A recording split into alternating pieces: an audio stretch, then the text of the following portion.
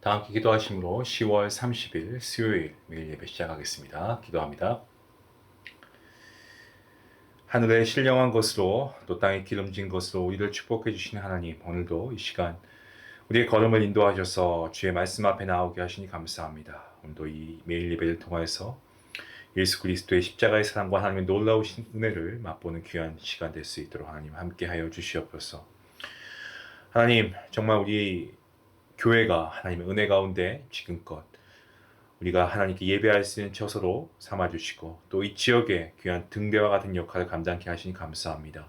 시대적 사명을 감당하는 교회가 되게 해주시고 사도행전의 역사와 전통이 살아 숨쉬는 그러한 교회가 될 수 있도록 인도하여 주시옵소서. 성령의 능력이 나타나는 교회가 되게 하시고 정말 치유와 회복이 일어나는 그런 교회 되게 하여 주시옵소서.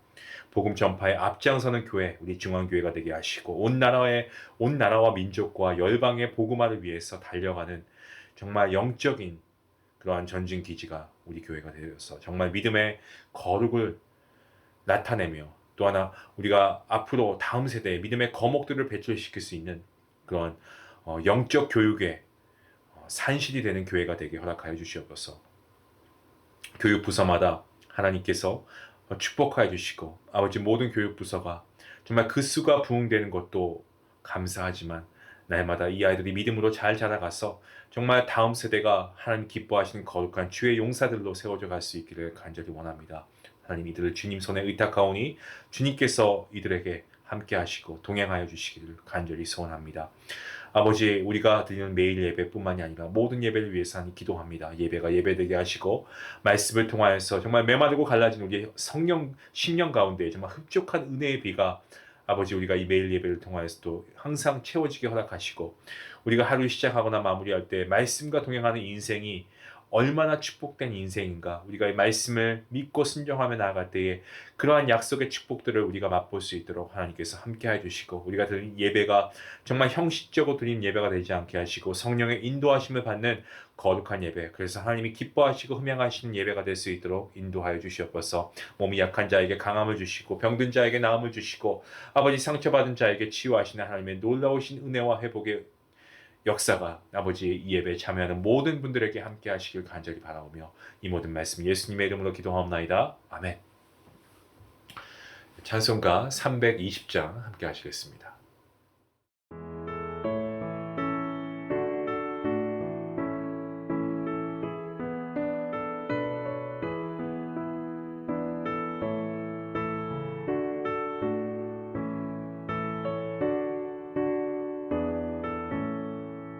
나의 죄를 정케 하사 주의 일꾼 삼으신 구세주의 넓은 사랑 항상 찬송합니다.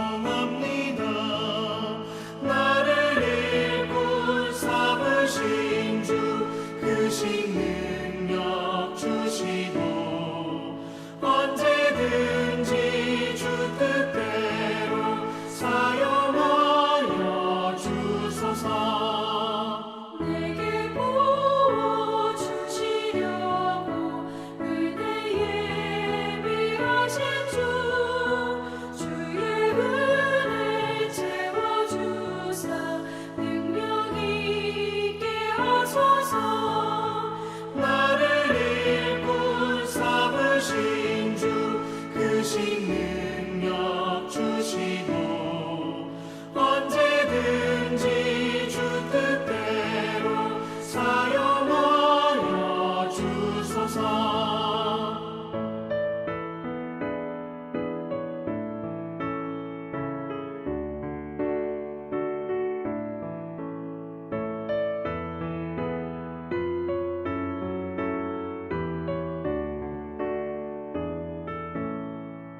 죄의 짐을 풀어주신 주의 능력 크도다. 나를 피로 사신 예수 내 맘속에 오소서. 나를 일꾼 삼으신 주 크신 능력 주시고 언제든지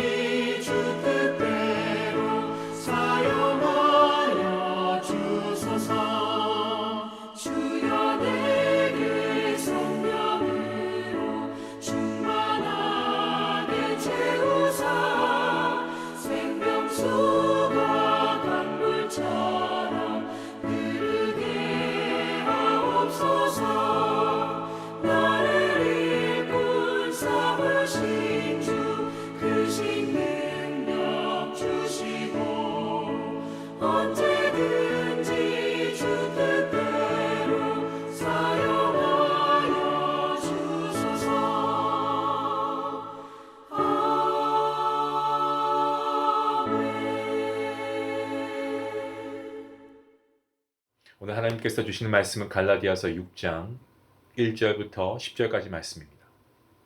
10절 말씀인데 함께 한 목소리로 읽겠습니다.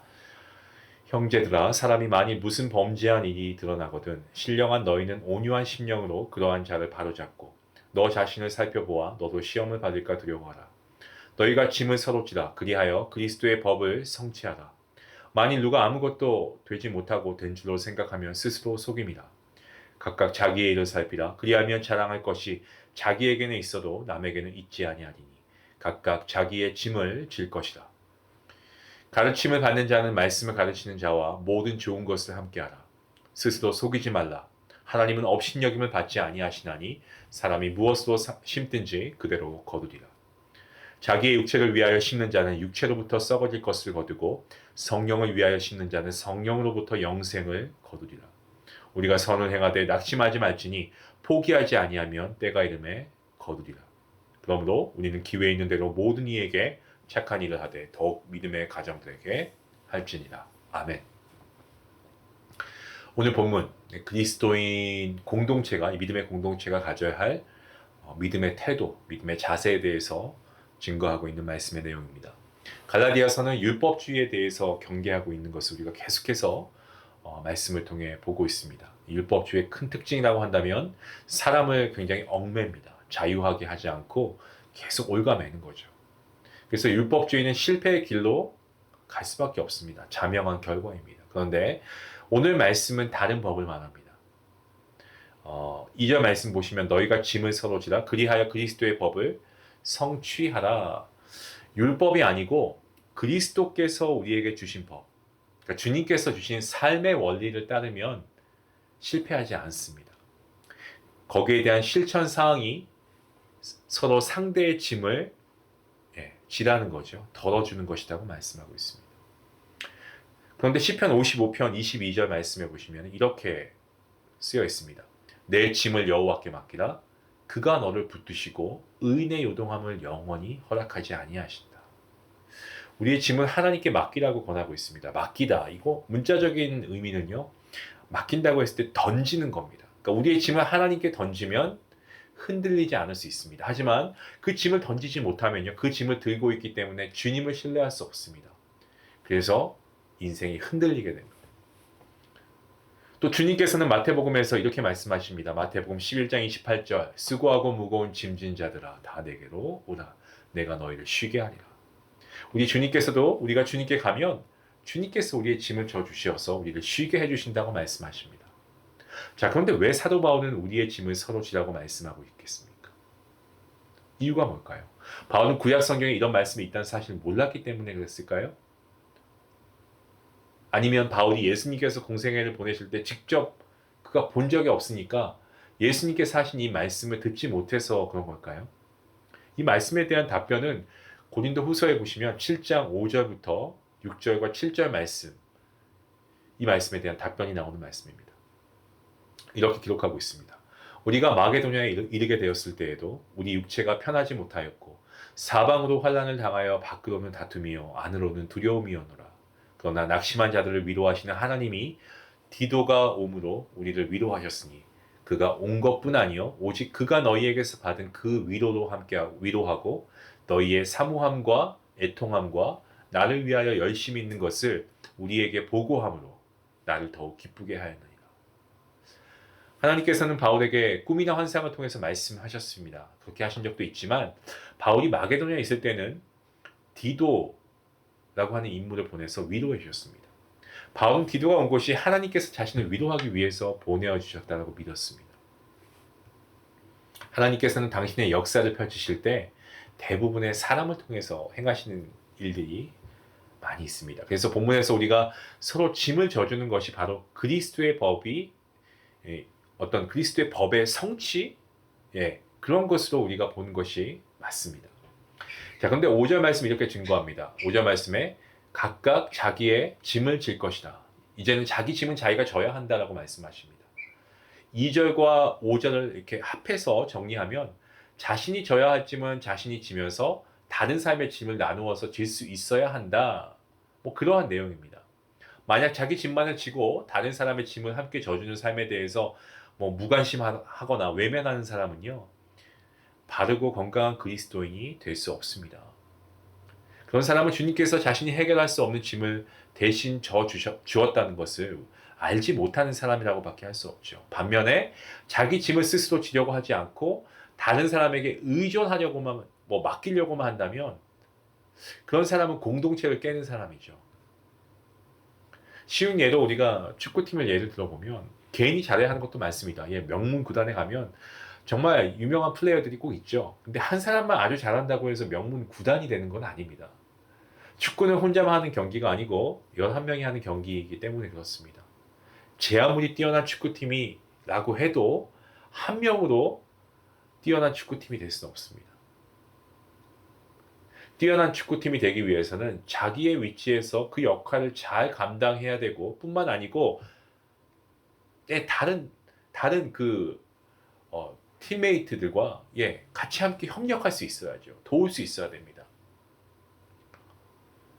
다시 말해서 상대의 짐을 함께 져주는 거죠. 자기 짐을 지고 상대의 짐도 나누는 사람이 우리가 어제 살핀 이 성령의 열매를 맺어가는 사람이라고 할 수 있습니다.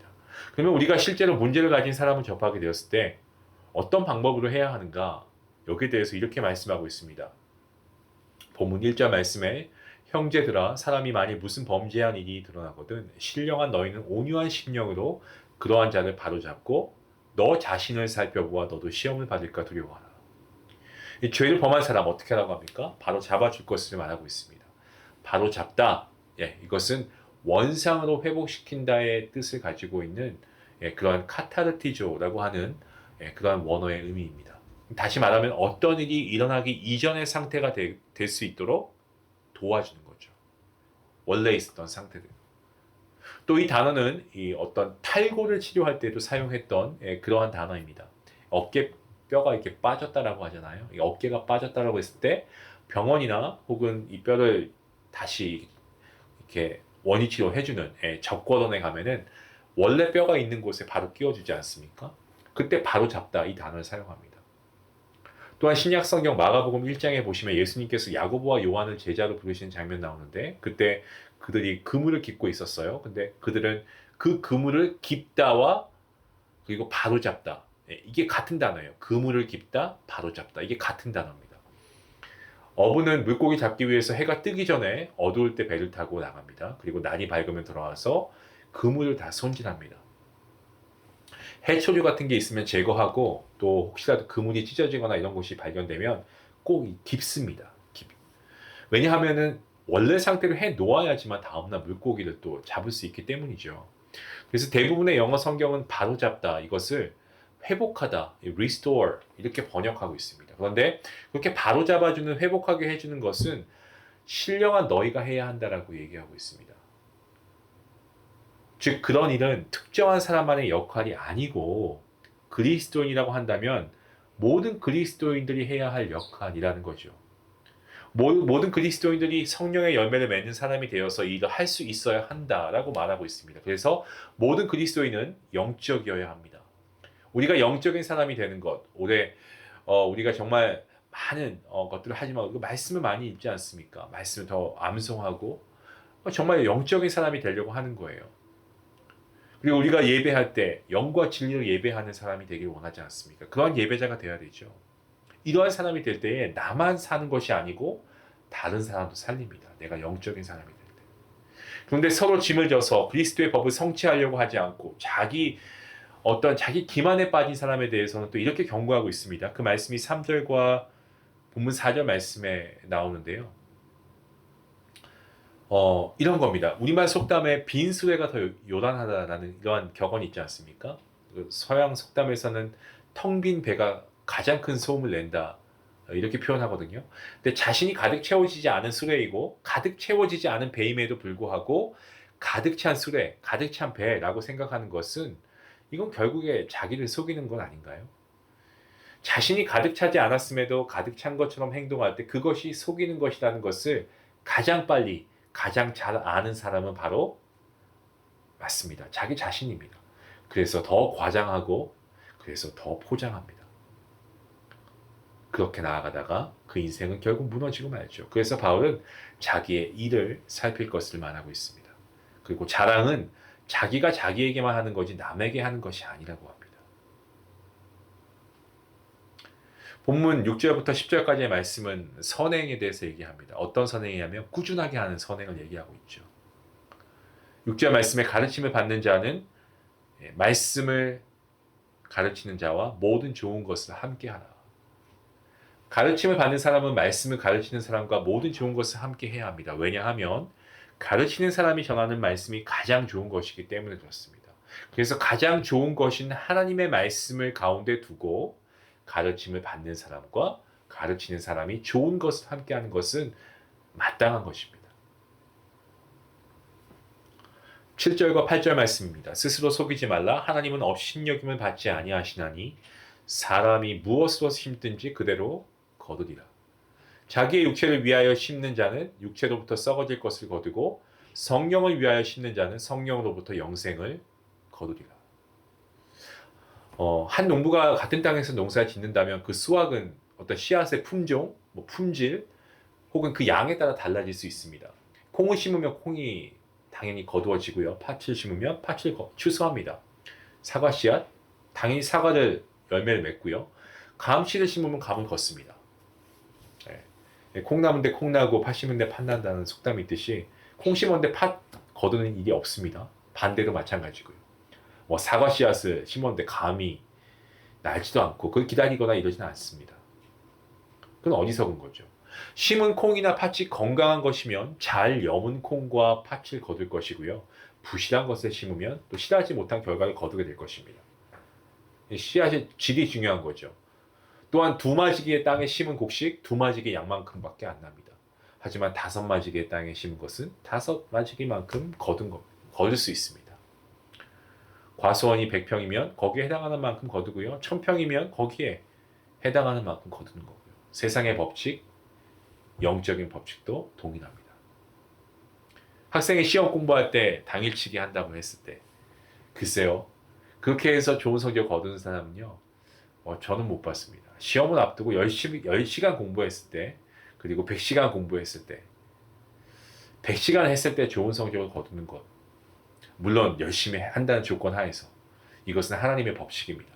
매일 삶에서 말씀과 기도를 심으면요. 영적으로 성숙한 그리스도인이 되고 세상의 것을 계속 심으면 세상의 것을 거두는 것은 이건 하나님께서 정해주신 그런 원칙입니다.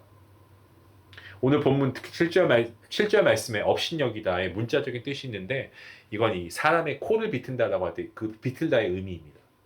그래서 심는 대로 거두는 것이 하나님의 법칙인데 심지 않는 것을 거두려고 하는 것이나 심은 것과 다른 것을 거두려고 하는 것은 이건 하나님의 코를 비트는 것과 같습니다. 본문 9절 말씀에 우리가 선을 행하되 낙심하지 말지니 포기하지 아니하면 때가 이름에 거둘 것이다 라고 말씀합니다. 무엇을 심든지 그 심는 것은 우리의 몫인데 우리가 심어야 할 것을 선이라고 하십니다. 근데 거두게 하시는 것은 하나님의 몫인데 거두는 것은 아주 분명한데 무엇을 얼마나 거둘지는 말씀하지 않습니다. 심는 역할도 내가 하려고 하고 거두는 것도 내가 하려고 하면 나는 성과주의 혹은 결과주의 이런 거에 빠져가지고 하나님의 역할을 도둑질하려고 할 수도 있습니다. 여러분 항상 결과는 하나님께 맡겨야 됩니다. 우리가 선을 행하고 낙심하지 말고요. 포기하지 않으면 때가 이를 때 하나님의 때가 되었을 때 하나님의 정하신 시간이 되면은 거두게 된다라고 말씀하십니다. 다시 말씀드리면 거두지 못하는 것은 없다. 때가 되면 거두게 된다는 의미입니다. 왜냐하면 하나님께서 살아계시고 하나님이 그 일을 이루실 것이기 때문에 그렇습니다. 10절 말씀입니다. 그러므로 우리는 기회에 있는 대로 모든 이에게 착한 일을 하되 더욱 믿음의 가정들에게 하시니라. 믿음의 가정은요. 가족으로만 국한되어 있는 것이 아니고 교회와 믿음의 공동체까지 의미합니다. 착한 일, 이 선을 믿음의 가정들에게 하라는 것은 선을 행할 때 그들이 낙심하거나 포기하지 않도록 이 서로 격려해주기 때문에 그렇습니다. 다시 말씀드립니다만 심은 대로 거두는 것은 하나님의 법칙입니다. 하지만 하나님께서 심은 만큼만 거두게 하시지는 않으십니다, 여러분. 만약 하나님께서 우리가 심은 만큼만 거두게 하셨다면 우리는 지금 누리는 것을 결코 누리지 못할 것입니다. 하나님께서는 30배, 60배, 100배를 거두게 하시는 분이신 줄로 믿습니다. 그래서 하나님은 은혜롭고 풍성하신 하나님이십니다. 사랑하는 성도 여러분, 오늘 하루 우리가 육체를 위한 것만 심다가 우리의 삶을 강도의 소굴로 만들지 마시고요. 정말 우리가 예배자로서 영과 진리로 예배하는 삶을 살아갈 수 있길 원합니다. 그리고 우리 안에 성령님을 모시고 성령님의 이끄시는 대로 우리가 그러한 마음으로 하나님 앞에 나아갈 수 있길 원합니다. 오늘 이러한 성령의 사람 저와 여러분 모두가 될 수 있기를 주님의 이름으로 간절히 축원합니다. 기도하시겠습니다. 하나님 감사합니다. 오늘도 하나님께 나와 예배하는 기쁨인 줄로 믿습니다. 하나님, 우리가 살아가는 동안에 우리 안에 삶의 짐들이 있습니다. 하지만 이러한 것들 우리가 하나님께 드려야 하는 부분들도 있지만 우리가 서로의 것을 함께 짊어지는 그러한 믿음의 공동체가 될 수 있길 원합니다. 나보다 남을 낮게 여길 수 있길 원합니다. 내가 먼저 낮은 자의 위치에서 섬길 수 있는 종의 위치가 되어 기쁨으로 그들을 섬길 수 있길 원합니다. 겸손의 왕, 정말 인간의 몸을 입으시고 천하고 천한 인간의 몸을 입으시고 이 땅에 오신 주님께서 우리를 위해 십자가에서 보혈 흘려주신 것처럼 우리는 그 100만 분, 1000만 분의 1이라도 우리가 섬김의 자리에서 섬길 수 있는 우리의 믿음이 될 수 있도록 도와주시옵소서. 선을 행하되 이 또한 우리가 하나님의 영광을 위해서 행할 수 있도록 도와주시옵시고 오늘도 우리가 거룩한 성도로서 성령님의 인도하심을 따라 성령님의 거룩하심을 추구하며 성령님의 도우심을 받아 오늘도 우리가 영과 진리로 예배하는 참된 예배자, 그러한 예배자가 바로 내 자신이 될 수 있기를 간절히 원합니다. 하나님, 이러한 예배자로 주님 삼아주시고 성령의 충만함이 우리 모든 성도님들 가운데 함께하여 주시옵소서. 감사하며 예수님의 이름으로 기도합니다. 아멘. 예, 우리 함께 기도하시겠습니다. 오늘 말씀 생각하시면서 선을 행하다 보면 낙심할 때도 있습니다. 하지만 여러분, 때가 되시면 하나님 다 거두게 하십니다. 하나님은 주무시지도 않고요, 여러분의 모든 행위를 다 보고 계시거든요. 여러분 함께 그것을 가지고 우리가 실망하거나 낙심하지 마시고 우리가 섬김의 위치에서 계속해서 남을 섬기고 세우고 선을 행할 수 있기 원합니다. 그리고 하나님과 영과 진리로 예배하는 삶을 살아가는 거룩한 성령 충만한 성도의 삶이 될 수 있게 해달라고 우리 말씀 다시 한번 기억하시면서 함께 기도하고 마치겠습니다. 기도합니다.